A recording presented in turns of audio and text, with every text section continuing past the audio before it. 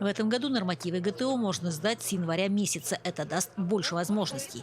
До весны, чтобы улучшили свои результаты. Вот сегодня, например, кто-то, если сдал на бронзу, до весны еще у него есть время сдать на серебро или на золото. Буквально за пару часов сдали нормативы порядка 60 человек. В основном это школьники города и района. Скажу, что проходит очень хорошо.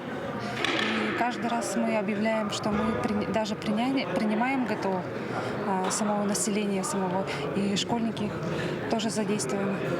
Кстати, сдавать может любой желающий. Победителей группы определенного возраста представят Алекминский район на фестивале «Мусустар». В рамках данного фестиваля один из треков – это сдача нормативов ГТО. И каждый район, который принимает участие, они должны представить команду.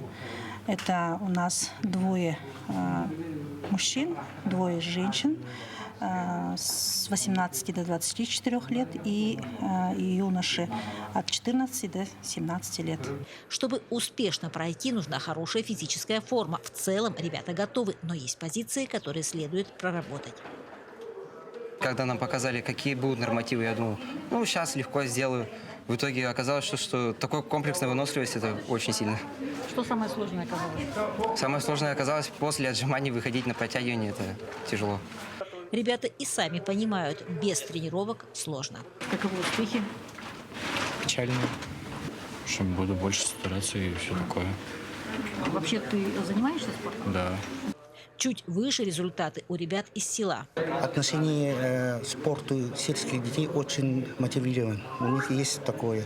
А городских очень слабо, потому что живут в благоустроенных домах, а деревенские дети занимаются домашним хозяйством.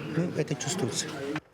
Первые результаты уже внесены в списки участников. Впереди тренировки.